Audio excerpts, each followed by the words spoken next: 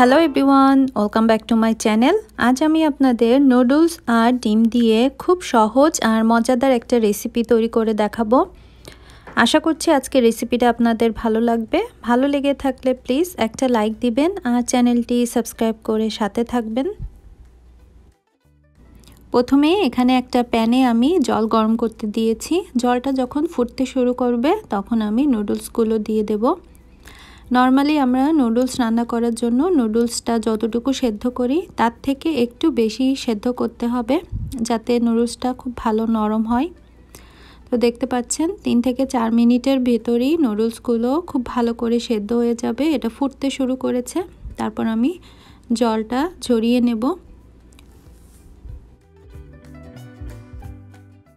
Noodles থেকে জল খুব ভালো করে ঝরে গেছে। এখানে আমি একটা বোলে নিয়ে নিয়েছি। এই যে দেখতে পাচ্ছেন বেশ একটু নরম করে আমি সেদ্ধ করে নিয়েছি। ঠিক এরকম করতে হবে। এবার এখানে আমি দিয়ে দেব পেঁয়াজ কুচি। এখানে প্রায় হাফ কাপ মতো পেঁয়াজ কুচি আছে। তারপর দিয়ে দেব আমি এখানে কাঁচামরিচ কুচি। ঝাল যে যেরকম খান সেই হিসেবে দেবেন। তারপর দিলাম টমেটো কুচি। এখন আমি দিয়ে দিচ্ছি স্বাদ মতো লবণ। তারপর দেব আমি এখানে গোলমরিচের গুঁড়া।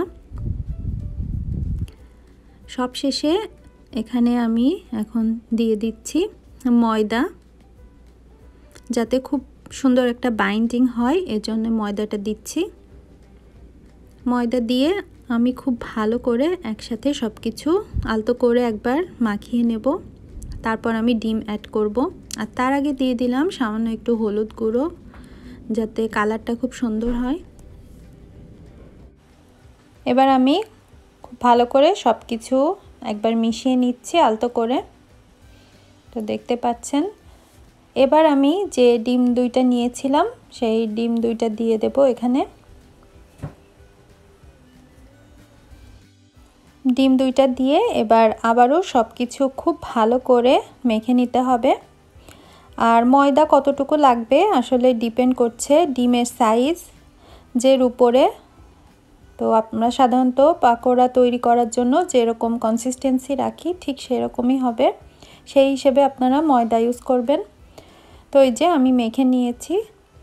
এবার আমি ফ্রাই প্যানে পরিমাণ মতো তেল দিয়ে তারপর এগুলো দিয়ে দিয়েছি।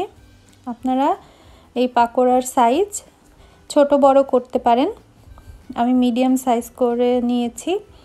এবার এগুলোকে মিডিয়াম আঁচে খুব ভালো করে ভেজে নিতে হবে। তবে খুব বেশিক্ষণ না, 5 মিনিটের ভেতর এটা তৈরি হয়ে যাবে, যেহেতু নুডলসগুলো আগে থেকেই সেদ্ধ করা। তো একটা সাইড হয়ে গেলে আরেকটা সাইড আমি এই যে উল্টিয়ে দিচ্ছি। খুবই সহজ রেসিপি আর খেতে কিন্তু খুবই টেস্টি। স্পেশালি বাচ্চারাও কিন্তু এটা খুব পছন্দ করবে, কারণ নুডলস আমরা একঘেয়েমি একই রকম করে রান্না করি। তো এভাবে যদি আপনার নুডলস দিয়ে এরকম পাকোড়া তৈরি করেন তাহলে কিন্তু এটা খেতে খুবই টেস্টি হয়। অবশ্যই একবার বাসায় ট্রাই করবেন আর কেমন হয়েছে আমাকে কমেন্টস করে জানাবেন। আর যদি রেসিপিটা ভালো লেগে থাকে প্লিজ একটা লাইক দিবেন আর আমার চ্যানেলটি সাবস্ক্রাইব করে সাথে থাকার অনুরোধ রইল। তো দেখা হবে অন্য কোনো ভিডিও নিয়ে। সেই পর্যন্ত সবাই ভালো থাকুন, সুস্থ থাকুন। Bye bye.